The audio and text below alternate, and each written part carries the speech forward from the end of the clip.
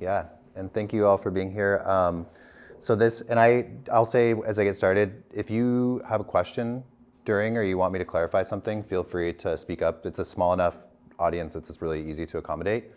So I'm from Portland, that's where I live right now for like the last 20 years, and I'm a climate energy attorney at a small NGO called Breach Collective, which is about 2.5 years old. We are an experimental NGO, I guess you could say. We're horizontal in our management structure, which is like provides interesting dynamics at points, but yeah, we don't have any management. We are unionized through Communication Workers of America, which is a union in the US, and basically our mission is to partner with communities on the front lines of the climate crisis and try to help them win campaigns. And so sometimes that's in like we'll help on the design side of like really upfront, and I'll tell some stories about that. Sometimes it's like, you know, we can just fill a gap like legal or policy or media or something like that. And I'm a lawyer, but it's like, I think a reverse of normally how lawyers address stuff. So I see myself kind of first and foremost as approaching things as an activist, and then like utilizing the positions of privilege and entry into institutions to kind of like leverage that for movements is how I approach it. And so basically my mission in life is to destroy the fossil fuel industry. That's why I do work at all. Otherwise, I don't know what I would be doing, but it seems kind of socially productive. And sorry if the slides don't all fit and stuff, but this slide is just, the climate crisis is huge. I don't look at climate science anymore. I just don't, it's too dispiriting. And so as a mental technique to just like continue working on sort of community action, I just like basically don't pay attention to it at all.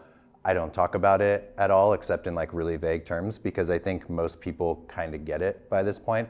And there's no added value, in my opinion, from really like digging in, unless you're a scientist and you're like super curious about all that stuff. But if you're an activist and you're trying to mobilize people, I think just as a communication strategy, focusing on other aspects of the fossil fuel economy can actually be a lot more useful, especially if you're focused from the community out, like I am. So fossil fuel industry is not just like a big climate polluter, like pretty much everywhere in the use and transport of fossil fuels, there's somebody that's getting injured and hurt along the way.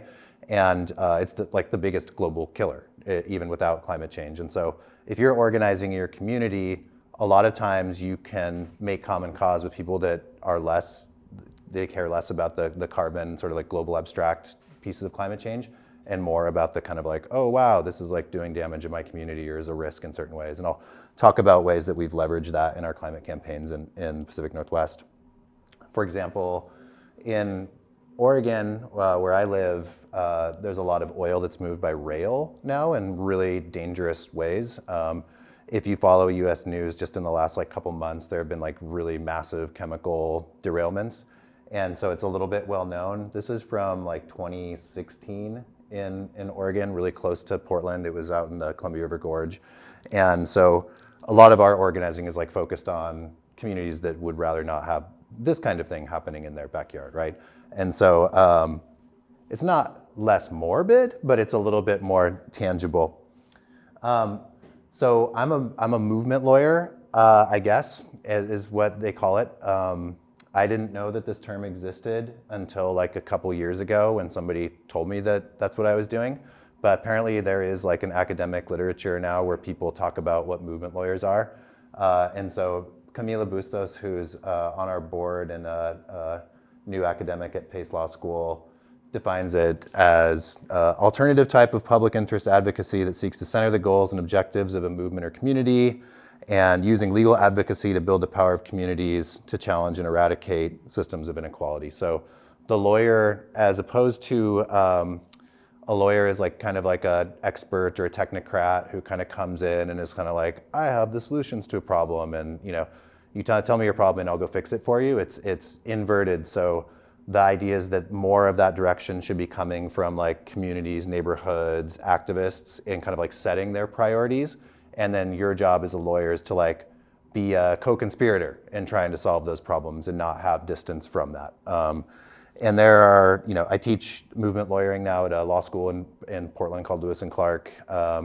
And it's interesting to teach it in a law school, but yeah, I didn't know that this was actually like an academic topic until like 2 years ago. So I was doing this and I just thought I was a weird lawyer, which I am. And another thing just before I get started in storytelling is I don't have a lot of respect for the law, I have to say. Like, it's not an institution that I look at and revere very much. So it's like a career choice that I made, and I'm like happy that I'm in the place that I am because I think I can utilize the law. But in general, I see the world through the lens of political economy, and the law being basically an expression of the wants and needs of the most powerful institutions in the world. So in environmental law, most of the environmental laws are not actually designed to protect the environment because development and energy production and all the rest harms the environment, and those are the priorities. And so it's about like mitigating those harms to some degree. That's kind of what the environmental law paradigm is about. And for me, that's like a really inadequate paradigm, and it's a failed paradigm. It's about 50 years old now, launched basically in like the 70s, and it hasn't done much to stop ecological catastrophe or climate change. Or, I mean, there are some notable victories, like ozone regulation was one that was really successful in the 80s. There was like a global community that was able to reduce ozone pollution, but otherwise it's kind of like piecemeal. And so rather than kind of like focus on the professional, technical, legal aspects, I think a lot about political change and dream of a law that's representative of like a different kind of politics. And so they have to go hand in hand. The law as it is can be an important stopgap. Like, I definitely use it and intervene with it at times, and work with lawyers far more talented than myself to do that as well. But it's not, in its form that it's in right now, it can't possibly handle the challenges that we have as a globe. So part of my job, I guess, too, is to reimagine legal frameworks and things like that. And I also work from a just transition perspective, which it comes out of the, I think, American labor movement, like the 80s is where the term arose from. But the idea is that like big sort of structural, industrial, economic transitions of the kind that we need for climate have to basically like benefit everyone along the way, that we can't have communities that we sacrifice, except maybe like oil executives. I'm fine with that personally. But like, otherwise, like workers that are in those fields, right, they need to find gainful employment. People that have been burdened by climate change or their countries are like going to be flooded and things like that need to have reparations and other ways of recompensing them in the best way you can in a horrible circumstance that we're in. And also I would add that sort of like communities that are on the front lines should be in a position of power and sort of negotiating what that future is like.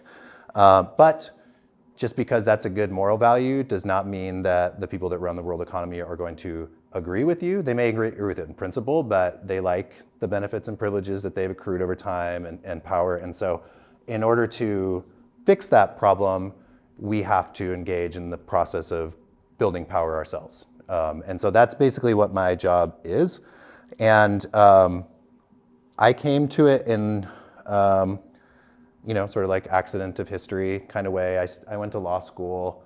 I had a mentor. You can't really see this, but it's the book called Nature's Trust. And I had a mentor in law school who was really good, but was very critical of environmental law, kind of like unpacking the ways that it wasn't accomplishing the goals that it set out to accomplish. And so I had good mentorship that made me a little bit skeptical of environmental law as it was, so much so that I actually like decided not to be an environmental lawyer and was gonna like be an IP attorney. That's how I met Andy in the Netherlands. We were going to school together studying technology law.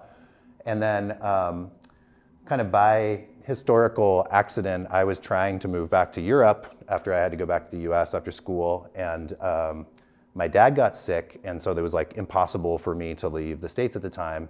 And so I decided I would stay for like 2 or 3 years. And in that time, there was social upheaval in the form of the Occupy movement that happened, and that was like a big life-changing event for me. And prior to that, I'd never done any form of activism. I was like involved in like electoral politics and stuff, which I thought at the time was extremely radical. But it turns out that there is a whole other universe that had been not really seen in the US since like the 60s in terms of the styles of activism that were on display. And I was teaching at a university and kind of like walked into the Occupy movement. I was like, ooh, I'm curious. I'm like studying it because I'm teaching government and it's like an event happening. And then it became really clear, it didn't take me very long. I was like, I want to participate in this. This is really unique and interesting and value-wise I align with it. And so I spent 2 or 3 years working as an adjunct professor at like a small college in Portland, but basically like doing activism as my life for a while. And I learned a bunch of really interesting stuff about like street activism and like working with the media, like doing messaging, affecting politics from the outside. So like my legal career is all about like, how do you tweak knobs from inside of a system? And then suddenly had this like activist sort of mentality where like, how do we not get beat up by the police, but like do a demonstration or not have everyone go to jail, but accomplish a goal. And through that investment of like energy, have what I see as like 2 sort of different knowledge bases that I try to like use interchangeably to accomplish goals. So like activist tools, techniques, deep community organizing, advocacy, and then sort of like bureaucratic knowledges and like legal skills. So that's kind of like the world of tools that I pull from. And then a couple years after the Occupy movement, history happened and I was just kind of like in a place where I think I can be useful, but the whole energy economy of the globe just reoriented pretty rapidly. And the United States and Canada became suddenly like the biggest oil and gas producers in the world by like a big degree. And the demand for energy, a lot of those projects were basically sold as being like domestic energy independence kind of projects. But most of that gas and oil and coal is produced for Asian markets and in China. And so suddenly, I don't know if you can see it very well, but this is the Pacific Ocean, the West Coast. And there's just a bunch of like illustrations of like oil and gas extraction all throughout the Midwest. All that stuff was slated for Asian markets. I was working with people in the Pacific Northwest. We're not a fossil fuel producing region. We don't have like coal miners and stuff like that where we use it, and fairly like ecologically conscious region compared to a lot of places. But we suddenly became aware that like 6 times the volume of the Keystone XL pipeline, which at that point was like the climate game over project if it was ever built, would be coming through the Pacific Northwest. And so we just like networked together and decided that we were just gonna like not let them build any more fossil fuel infrastructure. All of this oil, coal, and gas needs to get on a boat at some point to get across the ocean. And to get on a boat, you gotta get it out of the ground, put on a pipeline, put on a train, do something. And so for me, this was really interesting and because I had still thought about climate in a really abstract way. And then I was getting into the logistics of how the energy market actually functions in the global economy. And I was like, oh, okay, there are only a few places where like this infrastructure can actually work, like economically and technologically. And so we just decided that we were gonna block it all, which was extremely audacious in like 2014 to do something like that, because there were like 30 new proposals that all came at the same time. And people were just like, we're gonna block it. We don't care. It's an existential problem. It's like the biggest thing that our region could possibly do for global climate change is just say, we're not gonna allow the energy economy to like expand in this exponential way. And largely we did it. I think 1 project out of those 30 was eventually built. And none of those things were actually, we were not in a favorable position at all as just like a bunch of activists who had this like basically an insane plan. But we figured it out along the way. And I'm gonna tell you some stories basically about some of those fights and then how they worked basically. So when I say fossil fuel infrastructure, I mean pipelines, ships that carry oil, coal, and gas, trains, refineries. A lot of people in my community also see highways because they are where largely gas-powered automobiles, they see that as currently as being fossil fuel infrastructure. There's also like a lot of petroleum that goes into like the paving process of highways and things like that. So you can have a more expansive definition. My work is mostly on the like pipelines and train stuff, but I really do respect the work that people do around like transportation planning as well. So in 2013, there was a project that was proposed in Portland as one of those like 30 fossil fuel export projects. was owned by a company called Pembina, it was a Canadian company, and they wanted to ship propane gas to Asian markets, and it was like excess from like a gas extraction project in Canada, and they would put it on trains and kind of bring it down through Canada to the West Coast, and then they were gonna pipe it across the riparian zone at the Port of Portland, and then put it on ships, and it was gonna go to China. That's what we want to do. And it was like the biggest investment in Portland history at that point. It's 2013, so people were still saying stuff like gas is a transition fuel, right?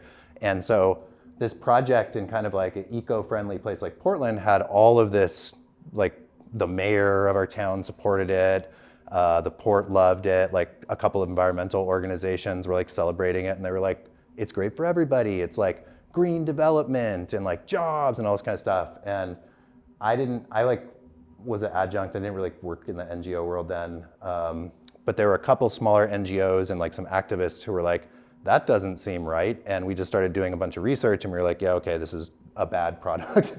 And also we live in a region where we're expecting like huge earthquakes. And so the places that they would like store this gas is like really dangerous. We're expecting like 9.0 earthquakes any day, and they're like storing fossil fuels on the banks of like liquefiable soils and stuff. So people in the community did not find that to be very interesting or desirable. And so we just basically decided that we were gonna not allow that to happen. Not knowing basically what we were allowed to or not allowed to do, because we were all just like operating off of pure gusto.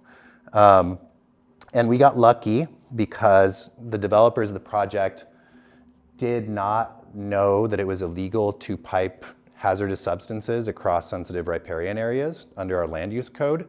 And that was actually like a lawyer success. We went through the code and we're like, oh, you're not allowed to do that.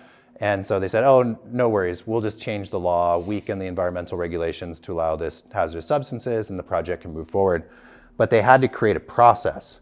And when they created a process, that means like, as an activist, you like as a technocrat or bureaucrat, you have your game that you want to play, which is like, we want to open up a public process, we want to legitimize this project, right? I don't, as an activist, have to engage with your reality in the same way that you do. So rather than just being like, this is a minor change, we're just talking about this like little tweak to land use code, we decided that we were going to organize through that space as like a referendum on the entire project. So we were talking about climate change, we were talking about like these seismic events, we were talking about all the things around the ownership of the company and all this stuff. And so our communication medium was like broad, and we decided to enter that space really aggressively. And there were a lot of youth activists at the time, some NGOs, some workers, and basically we just like flooded this like what would otherwise be a like 5 people show up to a public process with hundreds of people, like youth testifying about like climate impacts and how irresponsible this was. And we ended up losing in this first hearing that they had, but the process of losing was so fantastical that it like caused like a ripple effect throughout the community. And suddenly we like, nobody knew what was going on, to basically being like, why is everybody down at this like city causing trouble? And when we lost at the Planning Sustainability Commission, we just decided that we were just gonna do basically like crazy activist stuff and try to get the mayor to change his mind. So some people invaded the city council, which had never happened in Portland history to that point. It probably happens like all the time now, but some like retired doctor people went in with like these blown up heads and like quotes for the climate that they made, and just like went and like basically like invaded and did their like a press conference. And it was like the local media thought it was hilarious. It was like not a really aggressive action. It was kind of like a silly disruption that played really well with the local media. So they thought it was funny. And so they ran a bunch of stories and put the video out, because we had a professional videographer sitting in the audience. And it was really close to Earth Day. So the mayor was out like doing his like, I want to be seen as an environmentalist. And like people just like followed him around all the time with these like ridiculous props. So this one, I don't know if you can see it, but it's like a replica of an oil tanker that you can carry around by bike. It's called the Tank of Doom. So you could just like ride the Tank of Doom around all the place where the mayor would go, and it just like try to position it in his like photo frames and stuff like that. Or people would just like erect a tripod, or we started postering. We did this like very unflattering likeness and started calling the mayor Charlie Hill's Fossil Fuel Charlie, and started putting posters up all over the city. And basically just like people en masse, like hundreds of people were just doing like ridiculous, silly things like this. And it worked somehow. Like the mayor, basically, who was supposed to be this like tough guy who never changed his mind once he made a thing, and all of his staff said, "There's no way you're going to change the mayor's mind. You know, you guys should just come up with a compromise." And we're like, "No, we're not going to do that." He ended up having to like call the company and be like, "Well, I changed my mind. Like these people, like I've never seen our community like up in arms about something like this. Like I supported you before, but it's like a political landmine for me. I can't possibly." There's a fun article in the Guardian that they wrote about it, and it says, "Public sentiment is very, very strongly against it, wildly against this thing. You're walking into chopper blades here. I was willing to support, and you lost your support." And so, like, basically, we achieved victory. They didn't ever consider it on the council agenda, and so this project just died. It basically like went into purgatory, and it died. And there was nothing that the company could do about it. It was a city process, so they couldn't like sue. They didn't have any rights or anything that had vested. And so the company, of course, was like really upset, and I'm sure they were looking through their legal options, but they had nothing. So this like huge project that people were against in the community just died. And for the activists involved, we were like, wow, we didn't know we could do that. So that was really fun learning experience and collective power. But we did some stuff that was thoughtful at the time, I think, in that we didn't just sort of want to have to fight these projects all the time that would just pop up and then be like, oh, wow. It's a huge investment of energy to organize at that scale and intensity. It's not sustainable. You can't just like be in a constant state of like rebellion, or I can't. I get too tired. So we decided that we were gonna simultaneously engage with the city's climate action planning process. And so while these like thousands of people were submitting comments to the city and saying, we don't want this propane export project, we started also asking them for a bunch of stuff in our climate action plan. And because there were so many comments, they actually like put an action item in the climate action plan. We're gonna come up with a local policy on fossil fuel infrastructure. And then more activism happened in Portland. People blocked a boat by jumping off a bridge. Greenpeace folks did in this really spectacular direct action in 2015 that was like all over the news in the US, and like stopped an ice-breaking ship that was gonna go to like drill for Arctic oil for like days on end until the like police finally like cut everyone down. And it ended up like defeating that project too. And so like Portland activists were basically like on this string of just like doing wild things and everything working out perfectly. And then the task was to not just leave that in the realm of spectacle, but to like move that energy into public processes and make sure that it was like feeding into like institutionalizing the victories. That was the whole goal. It's not everybody's thing. Not everybody wants to sit through like really boring meetings and like, you know, show up in this stuff, but if you have a deep enough bench, if you organize well enough, like some people in your movement will like to do that, and then other people will like to do the public interfacing, the art, the performance.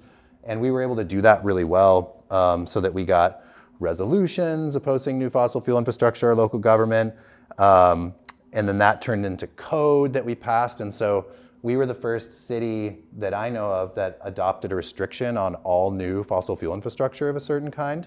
And so we basically like just planted a flag in the ground, and we're like, we don't want to do this anymore. This is like a breaking point for our community. Of course, there's a lot of tension because opponents are like, you use fossil fuels, like you drive cars, like how can you possibly say? And we say, well, you know, how do you get out of a hole? Like you have to first stop digging the hole, right? So it's not a total solution to the problem, but like not making the problem any worse seems like a good place to start. And then, you know, throughout the West Coast, other cities began to like pick and choose and be inspired by this, and have Oakland, I think, California, and King County, Washington, and where Seattle is, and in Vancouver, BC, they've adopted sort of like pieces of this.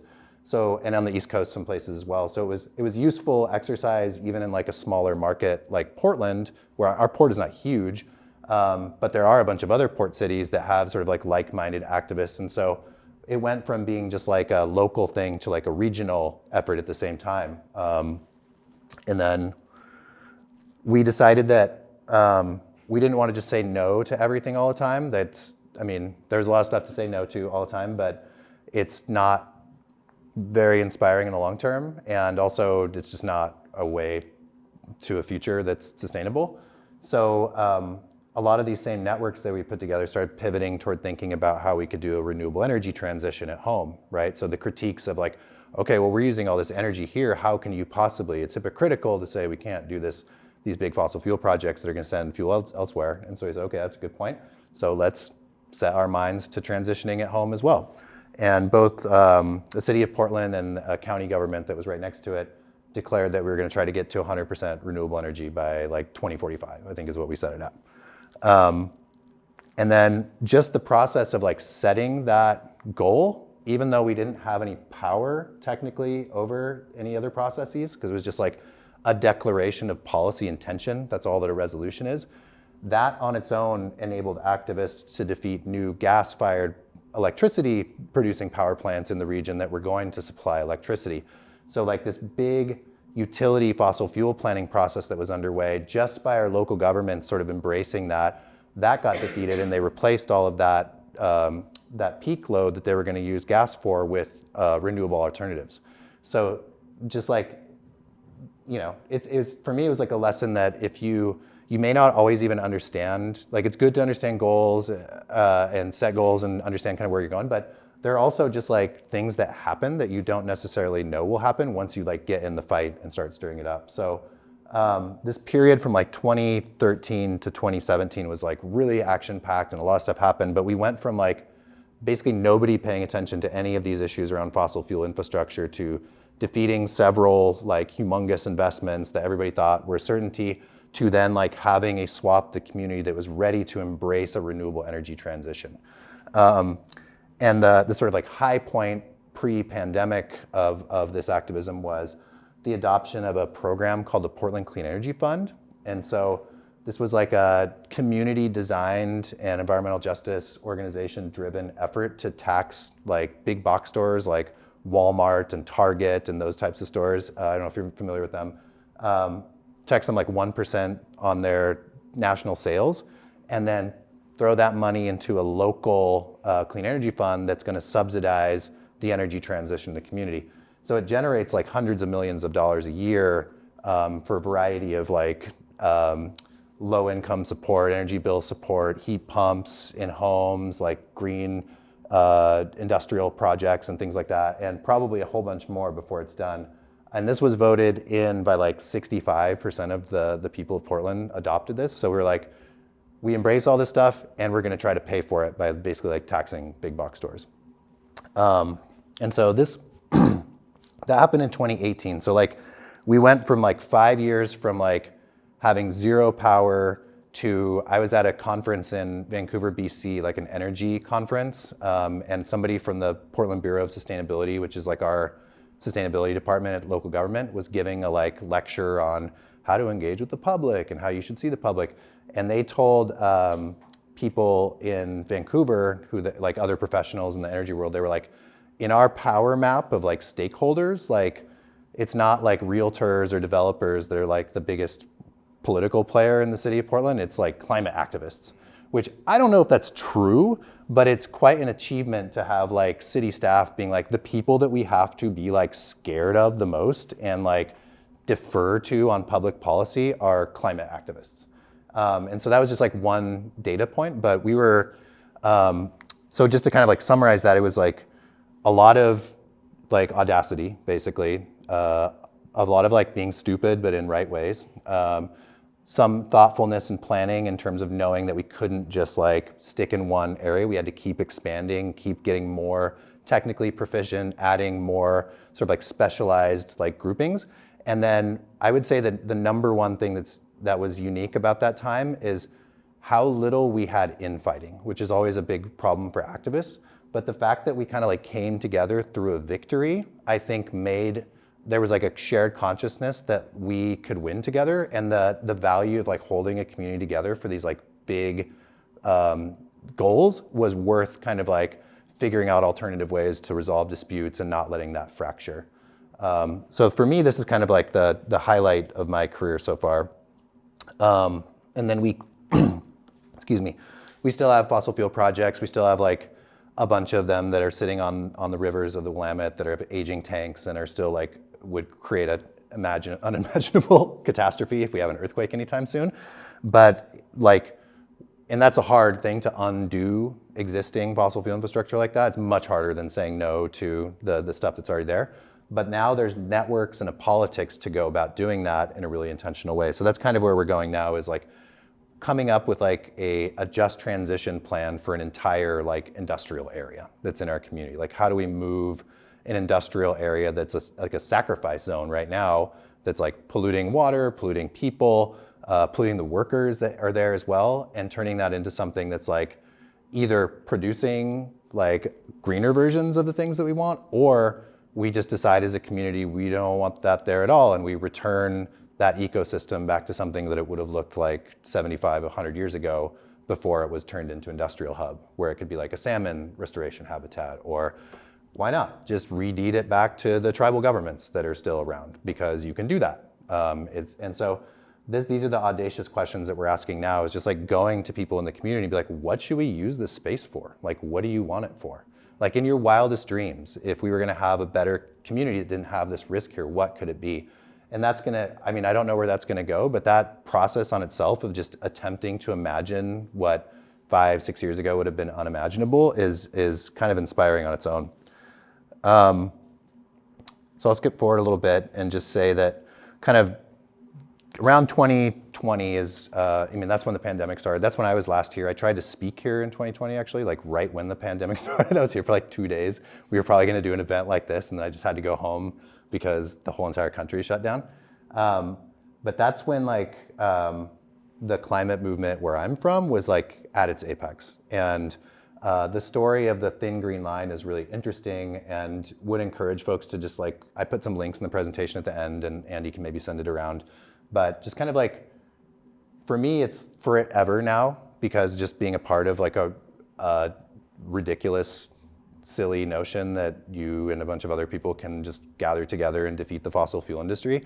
Like now I will just always have some form of like optimism, right? Like, because when I look at an impossible problem, or a supposedly impossible problem, my mind I don't like run into the wall and just be like, that seems hard, I'm not gonna do it. I'm just like, well, I've had this feeling before, and I know that all basically political problems are circumventable.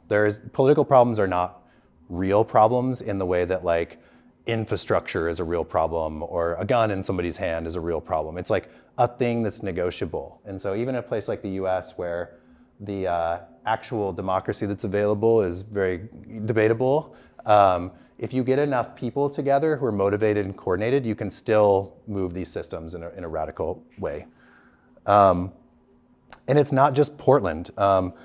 I started working at Breach in 2020 during the pandemic. Basically left my former organization that was a think tank because we had a labor dispute. We tried to unionize, and our like tiny nonprofit tried to union bust us. So we started a new nonprofit, which is great. It's much better. But we had done a bunch of stuff in Portland and put this new NGO together, and we're trying to figure out what we're gonna do. And we were starting to get funding and figure it out, and we didn't have any projects that we had. And just kind of like out of the blue, our board president, who lives in DC and works for a big environmental justice organization, on one of his listservs, somebody in Memphis, Tennessee sent an email, and they were like, can you help us? We are like this community that a big oil company is trying to like ram a pipeline through us. We're like a Black community, historically like marginalized, like very polluted community. The origins of the community is called Boxtown. It's called Boxtown because people settled in basically like abandoned rail cars once like desegregation was starting to happen. So it's like a community that had basically a sacrifice zone in a whole community. Everybody's grandma has some form of cancer from like the industrial pollution that's nearby. And so they put out a call and were basically like, we don't want this to happen, but like, can you help us? And so just as another kind of like random accident of history, we got to meet with these folks who later ended up being called Memphis Community Against the Pipeline. And they decided that they were just gonna beat this pipeline. They were just like, you can't build it here. One of the land developers for this company called Byhalia went to like a public meeting and basically said, they were like, why are you building this here? And he was just like, well, this is the path of least resistance for this project. And people were so pissed it was totally like honest, but like in a way that nobody would ever utter because it's so offensive. And people were so fired up about that they just developed like this desire to beat this project. And so they had really, really good organizers. We started working with them just on like basically like, here's how we campaign in the Pacific Northwest. Like, here are the things that we've learned. Like, if you want to do media, if you want to like do community sort of like outreach and organizing. And we met with them a couple times and they were just like, okay, we got this. And they ran like one of the best campaigns that I've ever seen. They made a oil company quit in like 6 months. And I've never actually seen a fossil fuel company voluntarily withdraw their permissions before. Like went to the SEC, the Securities Exchange Commission, like took the papers out of the bin and we're just like, we're not doing this anymore, because they organized so strongly with such intensity that they just like, I've never seen a campaign like it before. They got like a really good mix of like deep community activism, just like getting people in the community to show up. They like moved their entire city council, who cared like nothing for this project or wanted to support it, to basically like having to like, the city council was like imagining all these ways that they could remove like rights of way permissions. They worked with lawyers in a really creative way where they like basically forced a bunch of lawyers to like bend to their desires and like were challenging all these permissions that the company already got. But this project was like 90% authorized. They had federal permits, they had state permits. They basically just needed a couple more things to tidy up. And these activists just like mobilized and beat them in 6 months. It's unreal. And they're good. I'm not gonna try to tell the details of the story because it's not my story. It's something that I was tangentially involved with at the front end. But there's this podcast called The Sum of Us that came out recently. And the first episode is about the Byhalia pipeline fight. And I highly recommend listening to that episode. And one of the guys who was one of the really charismatic organizers there is now basically like a national celebrity because he got elected to the Tennessee House of Representatives. And there was like a school shooting in Nashville, and a big protest went to the Republican-controlled legislature, and they were like, do something on guns, for God's sakes. And Justin Pearson, his name is, joined with the protesters as like a state representative, and he got ejected by the Republicans from government, but they like basically like forced him to get reinstated through like, and he became like a national hero basically. So his trajectory is pretty awesome. So like a guy who like basically came out of the environmental justice and climate movement is like front and center in national politics now in like a really amazing and good way. So you never know kind of like where these fights are going to lead. But yeah, incredible story. And then they also took the energy of beating a pipeline project, of saying no to something that was bad, and they decided that they were going to use the community power that they'd gotten to like renegotiate a contract with the Tennessee Valley Authority, where the local utility buys power from. And so they decided to basically like, TVA, Tennessee Valley Authority, wants to build a lot of more like gas plants. That's how they want to meet electricity demand by generating with gas. And so these folks in Memphis were just like, well, Memphis, Tennessee is the biggest consumer of energy here, so we have a bargaining position. We've already like got our city council to be siding with us. And so they put pressure on the city to like cancel their contract with like a big federal energy provider in protest of their natural gas production, and will basically like leverage their local government. They don't have control over TVA, right? This is not like a control situation. They just have an entry point where they can apply pressure, and they're deciding to maximize that pressure by like forcing the utility out of its own financial interest to go produce renewable energy instead. Otherwise they're not going to buy it. So like, again, like a really creative use of just being like, okay, we said no to the thing. People are more conscious of this. We've got some juice. We've got some political power. How do we like take that and immediately go to the next thing and make sure that we're going to sort of like leverage that? So a great story. And then I'm just going to go through this quickly, but some of the stuff that I'm working on now is maybe more relevant to the situation in Prague, because my understanding is it's probably not a lot of like pipelines that are being built through like the center of city in Prague and stuff right now, but there probably are a lot of buildings that are still using gas. And I read the Prague's climate action plan, and it sounds like one of the big problems is decarbonizing that existing gas system and coming up with solutions for buildings. I think it said like buildings were like 75% of the energy footprint in Prague. And so in the Pacific Northwest, we have something similar. We use gas to heat, we use gas to cook, and you know, having like done a bunch of work on the kind of supply side big international fossil fuel infrastructure stuff. We have these big networks. And so we just kind of decided that we were going to focus in on existing buildings for a while and see what happens. Like, can the techniques that we developed through these campaigns, can they be applied to utilities that already have pipes in the ground that are supplying gas? Can we basically like force a transition plan by using the same style of activism and organizing? And so one of the first things we did was like, we just made our own research paper, basically. We just like got a bunch of research scientists who were in our networks to team up with some lawyers, and we wrote a research paper on basically like critiquing the gas utilities plans, because they said, oh, we'll voluntarily decarbonize, don't worry, like we got this. And we did a big survey of like the health impacts of like what it means to breathe in a home that's heating or that's cooking with gas, which apparently is very, very bad. I've come to learn over the last 2 or 3 years, implicated in all sorts of respiratory illnesses.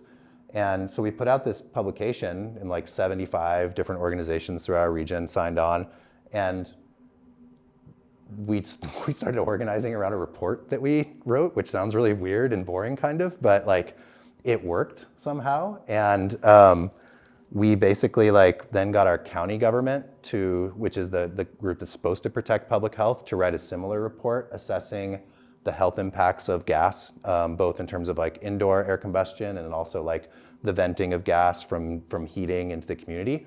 And they were like, yeah, we did a huge review of the science, and we are gonna start recommending that like no new buildings have gas infrastructure in them because it's a health risk to the community.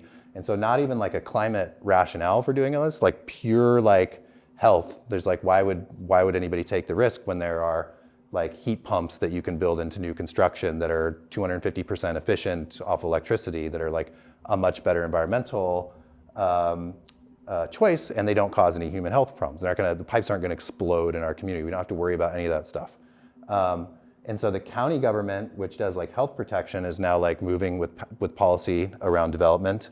And then a bunch of the people that I work with live in this smaller community called Eugene, which is in central Oregon. It's a college city where the University of Oregon is.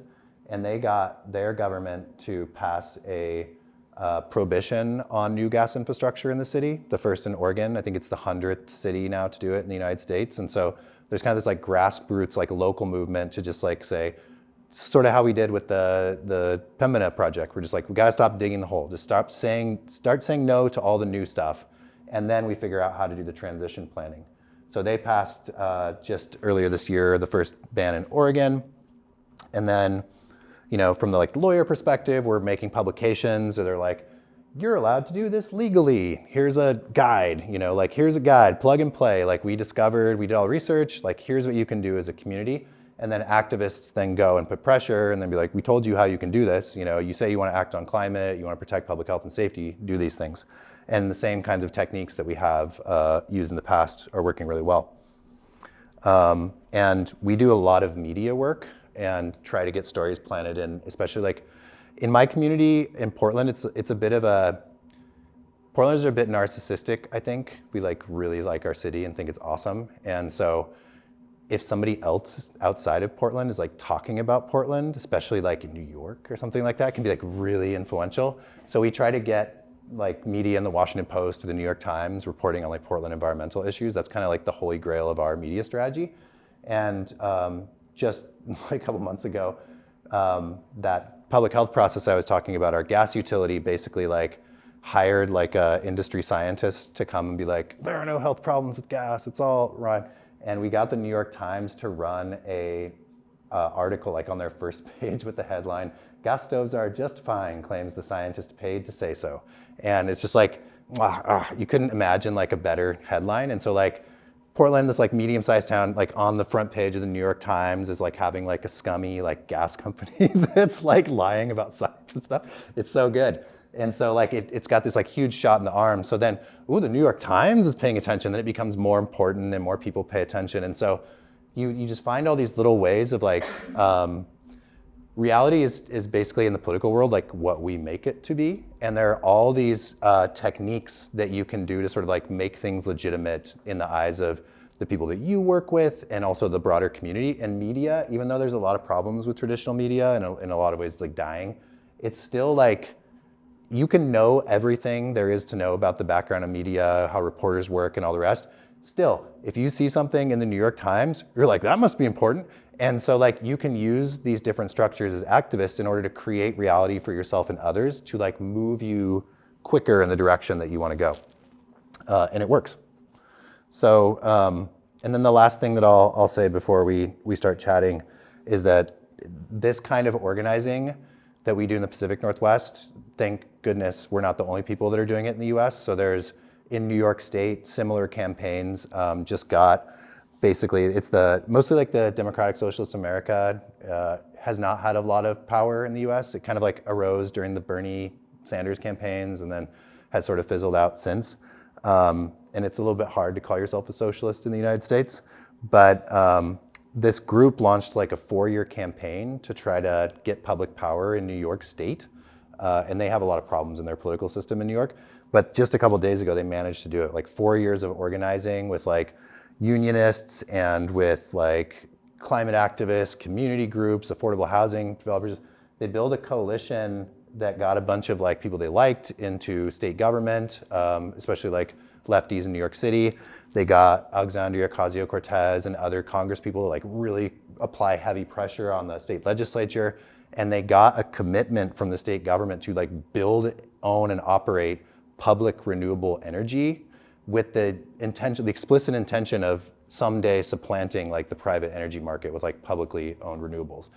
It's astonishing victory that I don't think like a lot of people saw coming. And like, I mean, in the United States, like anything public is almost like a dirty word because it's such a hyper like marketplace. And in New York State, that you could get a state legislature to this is an unbelievable achievement. So this is one where I had nothing to do with it. I just know people who were involved and I'm just like, whoa, that's amazing. And so for me, like as an activist in Oregon, I'm like, great, thanks for the blueprint. Like we will take that and we will just like within the next couple of years, take these networks that we have and apply that to our own context in something really similar. And probably people will think it's because somebody's done it somewhere before. It's not like an untested thing. It's not just a crazy idea that somebody had. Once something's been done somewhere, then it opens up that reality for other places to do it. And so one of my models of thinking about change is just sort of like leveraging that local energy, like winning at the scale that you can actually touch and tangibly be involved with that, with your sort of like world. It's really important to win at the kind of like higher levels, at the international and the federal levels, but those levels are distanced from most of us as like in our lives. And unless you just want to spend your whole entire job and life as a technocrat and like kind of, move through those spaces, you're just not going to have that much of an impact, honestly. And maybe you can talk about your experience in COP, but for most people I know who do the international stuff, it's very demoralizing. Like they like cordon you off and like segregate you like while the conference is happening and stuff like that. But yeah, so anyway, I love working at the local level. We can win. The pandemic made stuff really weird everywhere. It changed a lot of things. I don't think we've fully come to terms with how it's shifted our politics.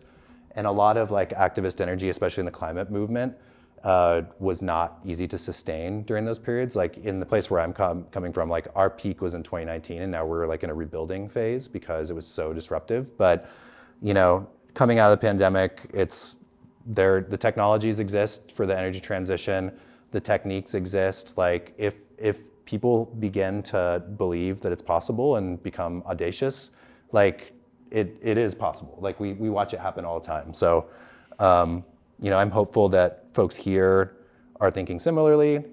It's different context, different politics. Like I don't think that, when I was reading through like the Prague Climate Action Plan, it seemed like much of the sort of like local climate stuff was assumed to be a little bit like technocratic and it's just like, I got some planners and they come with some plans and stuff. But that's never actually the case. Like if you investigate a system long enough, especially a political system, you will find points where the public can intervene and sort of like mapping those points, figuring out kind of what the big things are that you care about, linking with others who care about the same thing, and then timing and effectiveness and mobilizing, you can always produce massive effects and get way more than you ever bargained for. Because people just don't expect it. They just like, for the most part, people are alienated from government and they're alienated from decision making and they just don't think that it's possible to actually do these things. So now I'm an evangelist of the possible, having seen it, and yeah, hopefully that this is somewhat inspiring and relevant to you. And then just like the last thing I'll say is, I love this article, I read it. It actually just came out right before the pandemic, so it's a little bit ironic from what I just said, but this woman named Emma Maris, who lives in my hometown in Klamath Falls, Oregon, which Andy visited once and did a workshop similar to this. She wrote this article, an op-ed in the New York Times, where she was basically like, I meet people all the time who are really disempowered and don't know how they can get involved in the climate movement. And I love this, this essay, but she says there's like 5 things that you can do to get mobilized and activated. First, ditch the shame. Like, a lot of shame and guilt around like consumption is extremely demobilizing. And honestly, like, you know, your personal habits are not gonna make or break the climate. And so getting past like that, I mean, it's also good, you know, like lifestyle, you can choose if it makes you feel good, but like if you eat meat one day or something like that, you don't need to feel guilt and shame about this kind of stuff, because we have to focus on systems. Like, ultimately, that's where the big things happen, in these big systems of production and consumption that we work in. Join groups that know how to do stuff. Everywhere in every region of the world, there's somebody that knows how to do this stuff, so join and learn. I would have never known how to do any of this but for like a bunch of activists who just happened to reside in Portland and were generous enough to kind of include me in their community and tell me stuff. Figure out your role. You don't have to do everything. You can learn a lot of different things, but at some point you can just figure out a thing that you're good at. If you're like really good at the press, or you want to be the person who brings cookies to the meetings, which is incredibly important, right? To create like a social atmosphere that people want to come back to. Because that stuff, especially in the face of like big, overwhelming problems, the organizing, you want to organize community. You want to work with people that you like and that you care about and that you know they're going to take care of you. Like, that's the kind of stuff that helps us overcome the anxieties of isolation is one of the most difficult things. So anything that you can do to build these communities is going to be useful. And then know what you're fighting for and not just what you're fighting against. So say no to the bad things, but that we have to say yes to a lot of things too. So figure out what that world is that you want to see, and then dive in and do it. So yeah, that's basically it for me.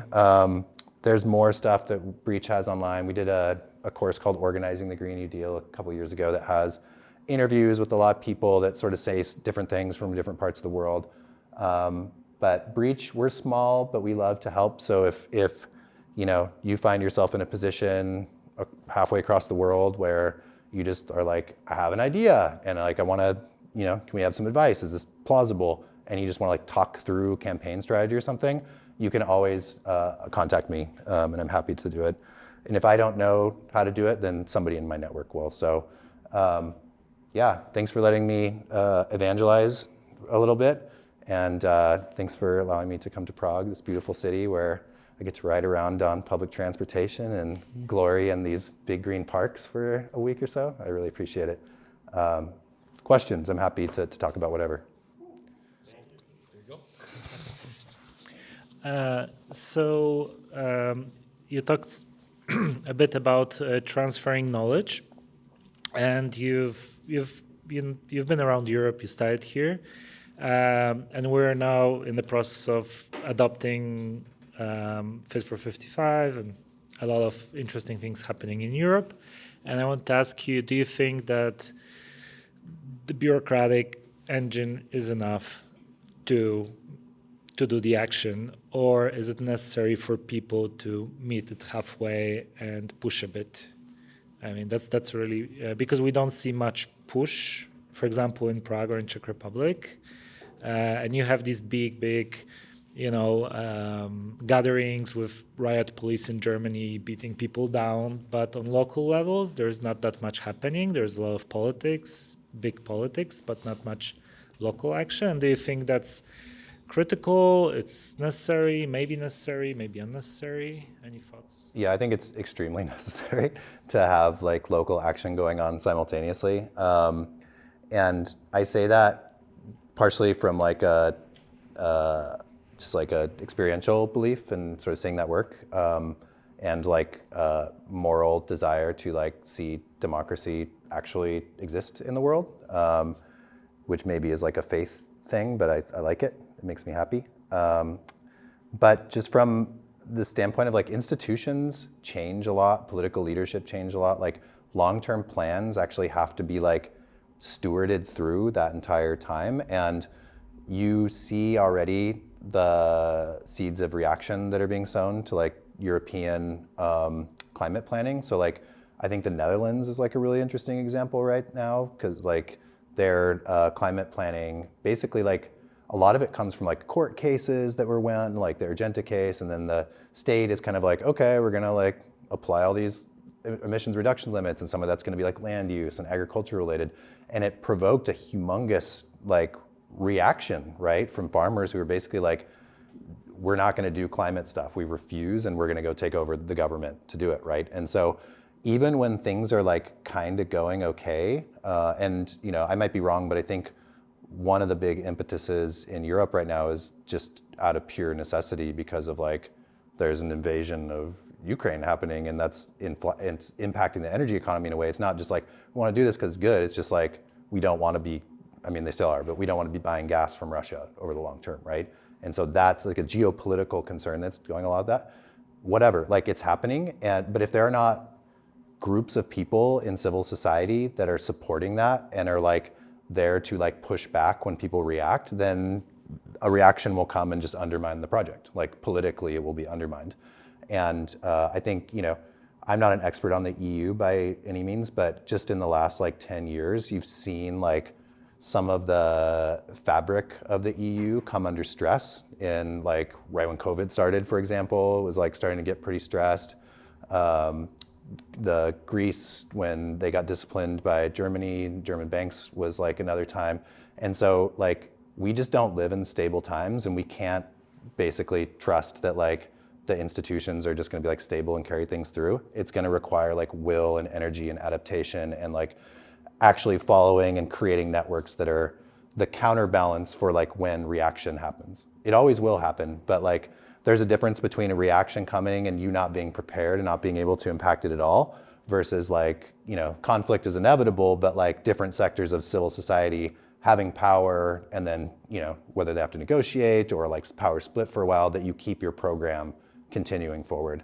So yeah, I think like, I mean, I'm inspired by some of the planning that's coming out of Europe personally, and I probably will steal from it and use it domestically in the US, but also I'm incredibly worried because it is sort of like a top-down thing, and that means that the crisis of legitimacy could happen at any time. And so you have to fill in the gaps of legitimacy basically as a populace. If you want those things, you have to like step in, even though it takes energy and you don't think it's your job, but if you like it, you have to do politics and make it happen.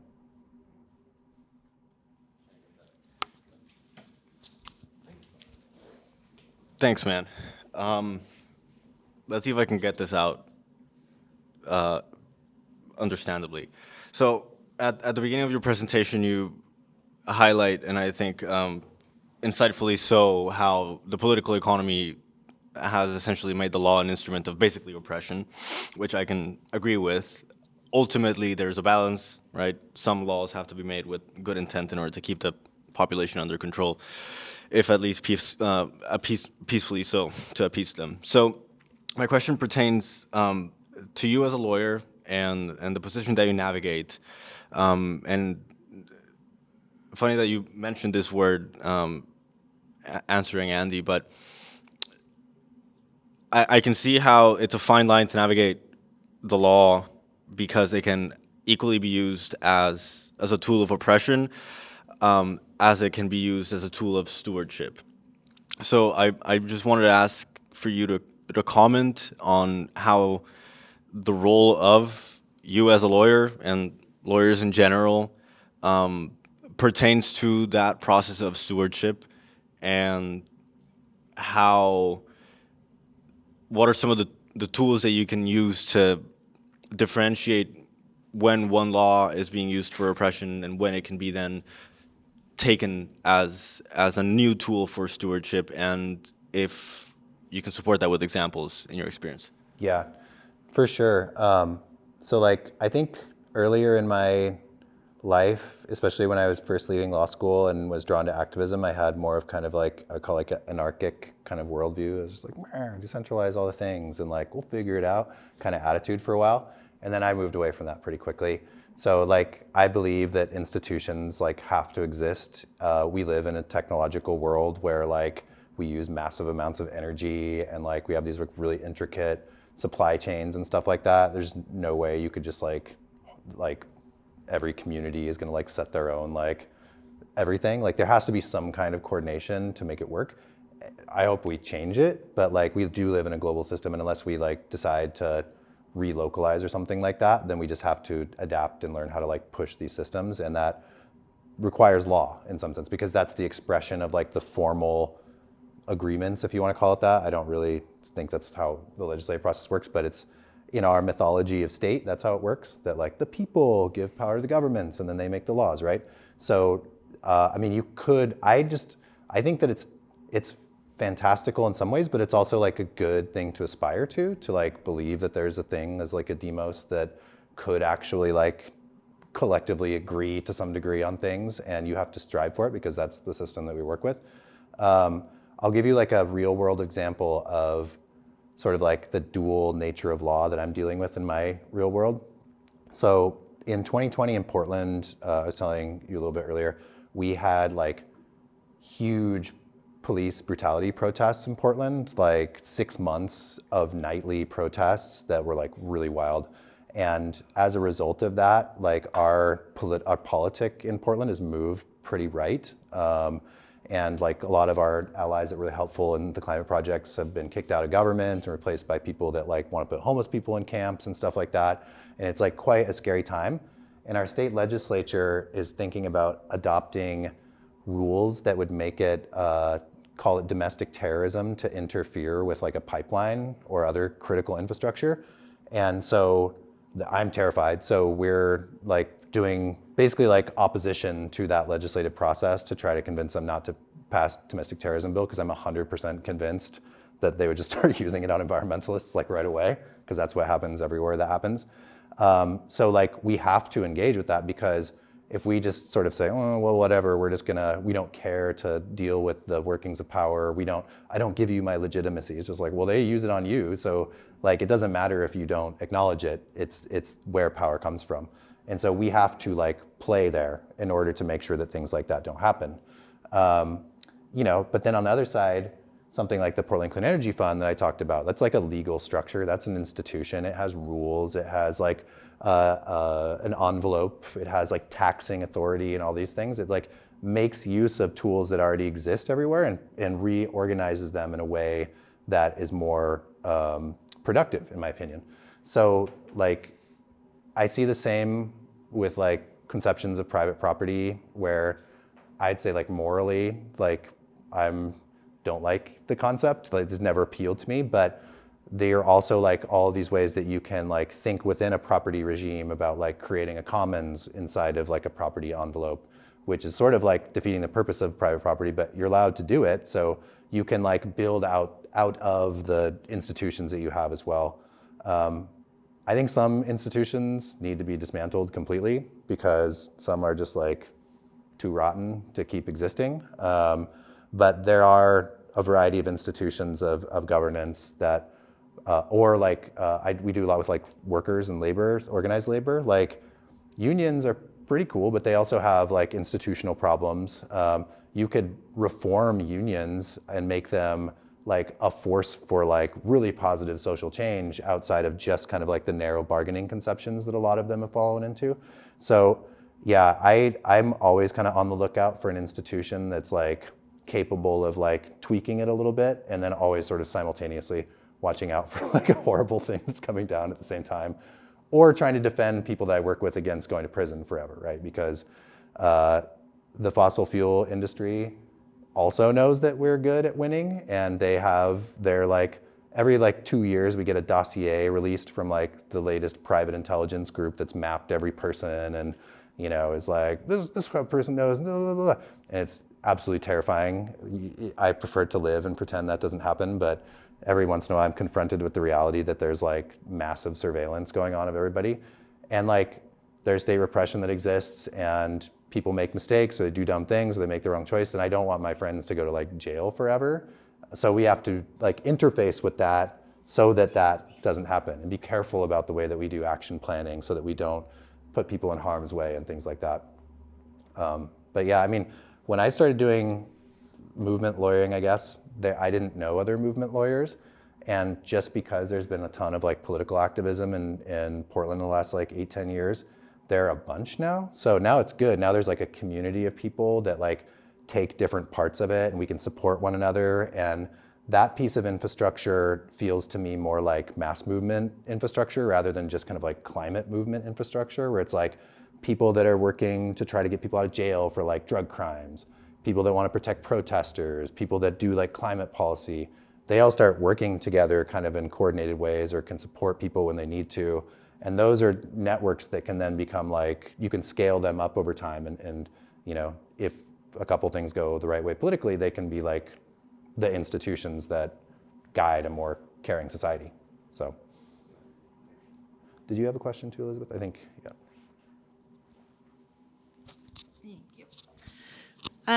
So we've talked about ways that we can, utilize activism, and just kind of zooming out and trying to think of other ways that we can make change. You know, of course, like voting, our consumer habits, what we buy, but also one that I've been really thinking about lately is the jobs that we work.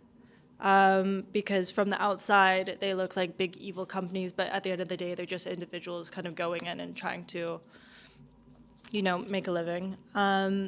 And as I used to be a career counselor here, I talked to a lot of students, and students don't want to go work for those companies. Nobody really wants to. Do you have any advice, and to maybe open up this question to other people in the room, like how to find jobs that are not destroying the environment, or even if you do end up working within a big corporation, how to try to improve their operations, which is perhaps the really heroic thing to do, to go work in an oil company and try to destroy it from within. I mean, that would be cool. There's a lot of it just depends on kind of like how much bullshit you can take in the world, and also like necessity, right? Like, because in my part of the world, I'm not sure if it's as bad here because there's like still a social democracy ostensibly, but like in the US, if you don't work, people just like let you starve. Like if you don't have a network to take care of you, you just become houseless and like refuse. So like our economy is specifically designed so that like you have to work. That's it. Like there's no choice in the matter. If you're independently wealthy or you're labor, that's the only two choices. And so I don't judge people too harshly, especially like entry-level positions and stuff like that. If you have to work for like a shitty company, that's like, it is what it is. You have to pay to like live. And kind of like, as I was saying before, on that like, you know, the guilt and shame aspects, if you like find yourself in a position like that, it is what it is. And you do the best with what you can. But even there, like every site of production, every site of service, like these are all places where like organizing can happen. So I mentioned before that I'm really big into like labor organizing. And the US has like a good history of labor movement, but in the past like 50 years, union density is like way down. It's like 8% of people in the US are in unions or something now. It's a pitiful number, but we're also like, especially in the pandemic, working conditions were like so horrible for people during the pandemic that like we now have a huge upswing in labor organizing. Like Amazon workers that work in factories that are basically like prisons. It's like working at Amazon, like working in a surveillance prison. They are like unionizing factories, and like that's, not to be too Marxist about it, but that's the side of like a means of production, right? Like that's a node in the economy where like things are coming and going that people need. And so if you think about like exercising power as like workers, like people need stuff from service workers. They need you to deliver packages. They need a place. All these places are areas where you can organize with people to like get your own rights and improve your own lot. But also then once you're organized, you can choose to like link up with other people who are also organized and begin to make demands that are a little bit audacious and outside of what unions are doing. So there's this concept in the labor world called bargaining for the common good.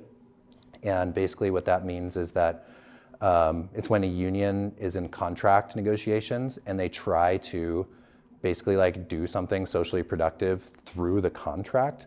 So like teachers might be like, okay, for the educational environment to be good, we have to have like all these like services that are available to parents and things that we wouldn't normally negotiate for, like in terms of wages and benefits. But it's so important to the quality of education and this like social boundary that we're going to try to like leverage our contract to like get that.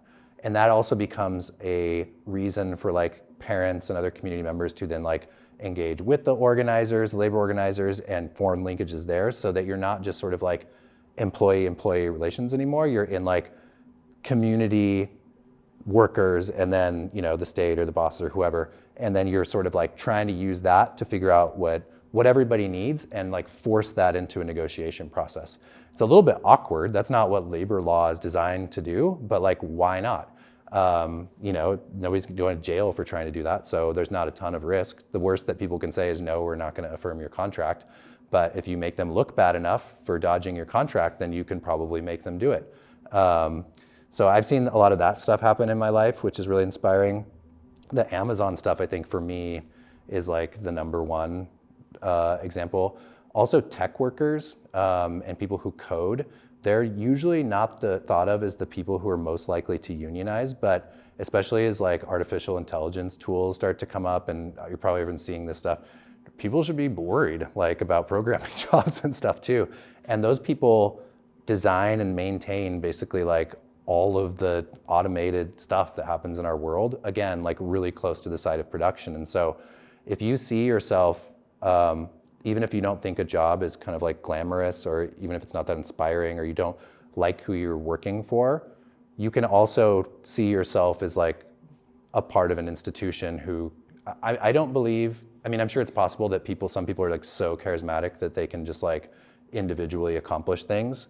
I'm not one of those people, and I'm like religiously, I guess, believe that you just like have to form groups of people who are like-minded and work together. It's like the only way to take on projects and win. So like wherever you find yourself, like doing some self-analysis of like, where am I in this machine that's like trying to accomplish this goal? Okay, what is this institution that I do? How does it operate in my society? Is there a way that could be tweaked or changed? Can I like imagine a better version of this? Or like you were saying, if I work for an institution that maybe shouldn't exist, maybe I'll just become a whistleblower or something like that. Like there's always something that you can do in one of those settings that's socially productive. And honestly, we don't know what the economy is going to look like in the future, so take full advantage whenever you can. Maybe if I can pitch in something here, which I see a lot of parallels. Okay. Yeah, thanks. I see a lot of parallels between movement building and entrepreneurship, and this is something that like very much satisfies my duality as an entrepreneur and as an activist, because ultimately you do have to organize people around a common goal, and you know, one of them is sort of allured more powerfully by money than the other, you know. But I think that is like, you know, if you have the capacity and if you have the means, I think that what is also like very powerfully needed in terms of getting away from these, if you will call them, you know, toxic, evil jobs or whatever, is to create these new jobs that we actually do want to be doing, and that's where the power of entrepreneurship and or movement building does come in, because ultimately the economy, all these institutions, politics, culture, art, history, like everything that humanity has ever done and will continue to do will be done by like normal humans that are probably like not that much, you know, smarter, good looking, charismatic, whatever than like you yourself are. And I think that, I don't know, like to me, I've sort of like lost myself in this thinking of like, oh fuck man, like if I were like Elon Musk, like things would be different. But like ultimately, like he's just a dude. So is Jeff Bezos. You know, like these are not like, you know, they are in extraordinary positions and perhaps they have, you know, bigger depths of knowledge, but like, you know, an extraordinary human is not like exponentially more valuable than like a normal person. You know, it's like we're all just peopling around, and like I think that this for me personally, it's been tough to contend with, also because particularly capitalist society exploits so much out of you and like expects such high performance individually from people, and ultimately, you know, when you think about it, like the deals that are going on behind doors that are sort of like moving big capital in the world are not necessarily happening between like the smartest of people. They're not having like highly intellectual, comprehensive, holistic discussions. They're, you know, like having nice brandy and like, you know, talking about hookers, and that's how the world works, you know, and it sucks. But I think it's also like a good thing to keep in mind, you know, because ultimately, like we move ourselves mostly in this human world, but this is like, it's not just a human world. Like we coexist with all these other amazing creatures and living beings, and, you know, those are the real laws that sort of rule.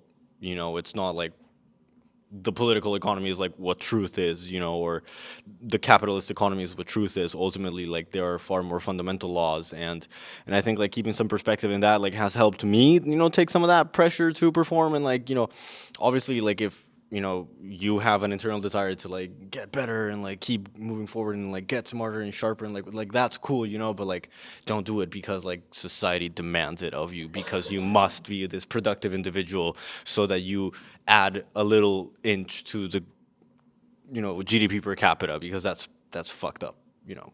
Yeah. One more question. Very quick question.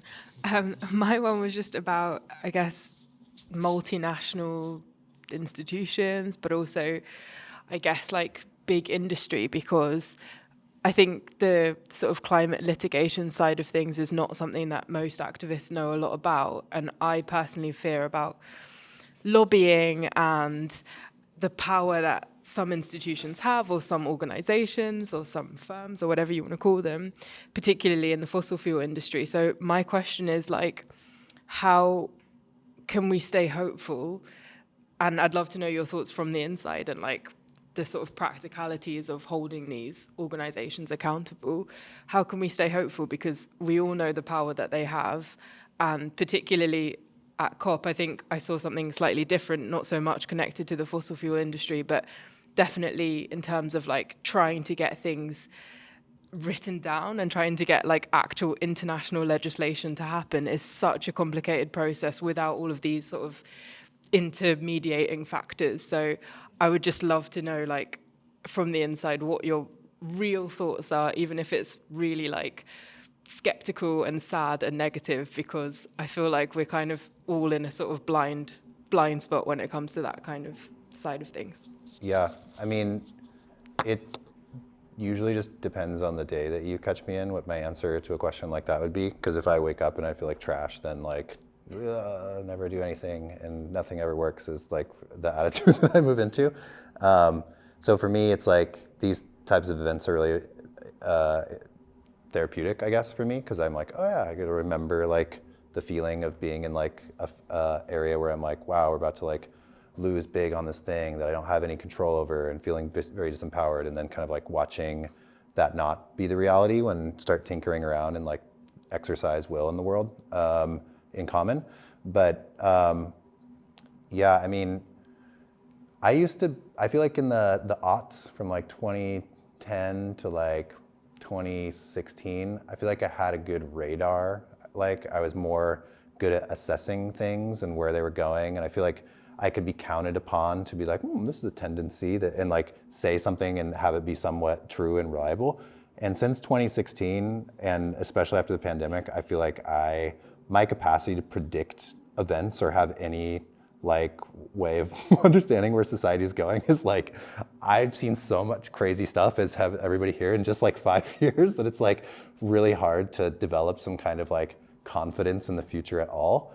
So on the kind of positive side of that, the like fossil fuel industry is like, they're still making, enormous profits all the time, and price gouging and controlling everything in a lot of ways. But also their industry is like under fire in ways that it's never been before. And, not to be American centric about this, but the US like passed a bill recently called the Inflation Reduction Act, which was like, basically, it was not a great climate policy for what anybody in like the movement would want, but it was like this like variety of financial tools and subsidies and like lines of credit for like big like green energy projects in like the volume that has never existed. And it's just like, it's like many billions of dollars injected into a clean energy economy. And the fossil fuel industry like does have a like end date, because I mean, there are probably, it's not, they used to talk about peak oil. I don't think it's peak oil, but at some point, like extraction of oil becomes economically unviable and the investments become too risky, and we're getting closer and closer to that all time. It's not like the fossil fuel industry will just like cease to exist one day, but you can start to see like building out of that shell. And so each like lawsuit against like fossil fuel companies, it's like a serious one, is like an opportunity to like chip away at that a little bit more. And that was my job. I don't talk about it that much in my presentations because I don't think it's as fun, but I used to work at a place called Our Children's Trust, which filed lawsuits on behalf of youth and like make big constitutional claims. And we won like really interesting judgments and stuff like that. Ultimately, our legal system sucks. And so like the cases like came up to an endpoint, but in the process we're like inspired other legal cases. And I think Urgenda in the Netherlands actually got inspired out of that kind of lineage, and that one won. So it's like the network of lawyers that are like working on climate litigation, even in the like bad US legal system, is they are going to like a pretty decent point now. Just like last week, the US Supreme Court, which is like a horrible institution right now, is allowing all these climate cases in the US to stay in state court, which for our legal system is great. The federal courts are basically like really right wing right now because of years of Republican appointees and stuff, but a lot of state governments are more, the legal systems might not be better, but they're more useful in this context. And so people like in New York and Pennsylvania and Washington and California who have like these climate lawsuits going on, probably some of them are gonna like get to trial and win. And the major questions are, I see that as kind of an inevitability at some point. Like there will start to be strings of cases where fossil fuel companies are held accountable. The big questions are gonna be like, what do you do with the money? Like when you actually can liberate it. And the worst outcome that I can imagine right now is that a bunch of like American lawyers like win climate cases and then just like keep the money inside the US and use it for like mitigation strategies. And so there have to be institutions that are rising that are like ready to like use the proceeds of these like lawsuits that will eventually probably win to like do the types of global justice projects that need to go, that need to happen, and basically make up for the last 400 years of nonsense. But that's where like international, that could be like an international sort of like entity.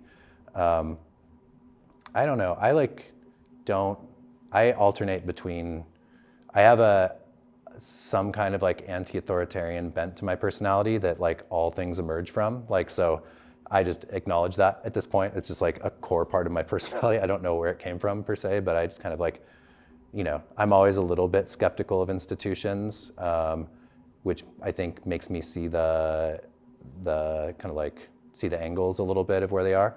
And so we should be skeptical of institutions, but they exist, and some of them are like really well positioned to do some of this work that absolutely needs to be done. How we make them accountable will differ based on what the institution is. International NGOs are like the hardest to be held accountable because they like exist cross-border and like they don't like represent a community in a lot of places. Aid organizations are sort of like, you know, coming in and treating people in their own communities like outsiders and like bringing knowledge in a lot of ways. And so lawyers oftentimes are not good public servants either. So there are problems that kind of already exist, but you know, that's kind of why we at Breach are like trying to intentionally build. We're a nonprofit, we're in the NGO world, which I have a lot of criticisms of, but we have been figuring out how to do it in a way so far where we're not getting disciplined by the people that could like tell us, no, don't do it like this anymore. And we've been like smart enough about like where we seek money from and like how our like politics align to like have fair amount of autonomy in doing the way that we can. And for me, kind of the next holy grail, which I'm sure somebody will see on a YouTube channel and be pissed about, but you like NGOs can like organize upward at funders too, and you can like, they usually discipline you because they have all the money and so they can tell you what to do. But if you organize, you can actually like shift a lot of this money that exists in the like sort of philanthropy world, much of it that's used in a really bad way. You could like organize to use it better, like and sort of upwardly discipline. And I've seen some examples of that starting to happen, which is, I didn't actually know was possible, but I think it might be. It's at least like an organizing terrain worth fighting on. So, you know, you could also just like redistribute money directly too, which would be more desirable, but is like politically hard to do given how things are structured. So yeah, anyway, today I'm feeling very optimistic. On a philosophical level, I just sort of like my climate anxiety, I just resolve with my general like anxiety about one day I'll die kind of thing. And I'm just sort of like, well, if I accept that that premise is true, that I'll die someday and my ego can handle that, then okay, like things are changing all the time. Like there would be a point I don't exist. And so like, if I resolved myself to that, and then all the other things became easier to handle basically after that. And that may or may not have been helped with illicit substances, but it's a good like way of understanding the world. Like the only constant is change, right? Like we exist on this plane for a little bit amount of time.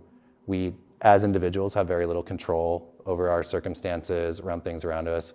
Like if we get to enjoy the world and have good experiences and do like a little bit of stuff that we can be proud of, that's like a good life. And so I think that's a good way of saying it, like not thinking that you should be like controlling and dictating the things, just like I use gardening metaphors, like plant seeds, steward, water those seeds, let them grow, go to the next thing, and then, you know, when you come back and you're surprised in the, you know, organizing world, wow, that thing took off. Like I didn't control it. I was like helpful for a while maybe, or I played a part. And then like people, because they're amazing and awesome, if they're given care and support, took it and ran and did another great thing. And then they passed it on and stuff. Those are things that make me like, be like, wow, this is it, you know, there's still problems, there will always be problems. There's not a world that I can possibly imagine where human suffering is not gonna exist. And if it did exist, that'd be a weird world. Like, how do you have a concept of pleasure without a concept of pain, for example? Like, there are just some things about the human experience. So anyway, that's maybe a strange turn, but that's how I resolve these things in my mind, where I'm like, try to get myself to not run into a wall that will like demobilize me or make me sad, because I've been depressed in the past too, and it's like a cage once you get into it. So a lot of my like mental exercises are like avoiding getting stuck in the cage. And when I'm starting to feel bad, just reminding myself that it won't always feel like that, you know? Sure. So I wanted to ask how you compromise with clean energy when, like at this point in time, there's no really 100% zero clean energy that's affordable on the market. And there might be technological developments, but with the process in the government taking so long already to implement what we call clean energy now, how do you, because we can't predict the future, obviously, how do you deal with that? Yeah, I mean, inside of the world of renewable energy, there's a lot of trade-offs, obviously, and like you're saying, we don't have like a magic source of energy or like some kind of engineered source of energy that doesn't have some kind of like side effect to it, right? And so it's a question of sort of like grading things and picking like what's the least bad thing at any given time. And so something like how it plays out most in my life in ways that are like tangible and in my activist world is like with electric cars, for example, where there's a big push inside the US because we're such an auto-centric country, and we have like roads and highways all over the place. By the way, just like being in a town where there's not a highway going through the middle of the city is so therapeutic. I wake up in the morning and I'm just like listening to like birds outside and like the occasional car instead of like the constant buzz of like a highway. And I was like, oh man, that exists. That's great. So I've been having, by doing nothing but lying on the couch in Prague, been having a really spectacular experience there. But like, I want to live in a world like that in the place I live too, right? Like I want to like get rid of the highways in the center of my community and run them, you know, like in a circle like people do here. And you can do that. And so that kind of transitioning like everybody to electric cars, like if all Americans got electric cars, I guess, you know, in some ways our carbon footprint would be lower and we wouldn't be using the fossil fuels. It's still a horrible outcome this is like people will still be like dying in car accidents. People will still be like driving like mad, still be noisy, like the minerals mining that comes from it has to come somewhere, and it's probably not going to be like wealthy American communities that are like suffering in order to extract. So like those are the things. There's an academic called Thea Riofrancos who I really like, and she works at a place or advises at a place called the Climate and Community Project. And she just did this awesome report on, she's like an expert in South American like rare earth mining is her thing that she cares about. And so she did this big report and she's like, okay, there's like a certain amount of like lithium and all this stuff that we're gonna have to use for production of like an all electric world. We take that as sort of like given, but like the difference between like a world where we try to replace every gas car with an electric car versus like we pair like transition with like major landscape and architectural and like sort of density of community sort of like design things is way different. Like and if we in the US did a energy policy that like prioritized like public transit and density and like eliminating like trips that you have to drive like 4 miles to go to the store or something like that, then you could actually like have an economy that it would be extractive in some degree, but it would be like 80% less extractive than what the plans are. And so those are the terms that I usually think in is like this, okay, like, yes, there's gonna be sacrifice there. And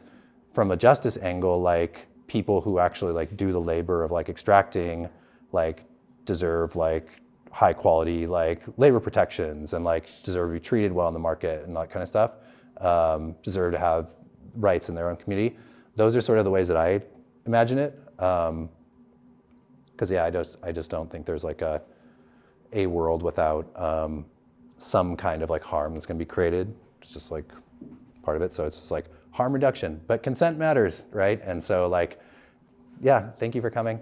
You know, right now, as I understand it, like Germany has this really impressive set of policies that are again kind of coming out of necessity, but they're going to like start penalizing people for having like gas in buildings in a pretty immediate way, and everyone's freaking out. It's like, whoa, that's going to be disruptive.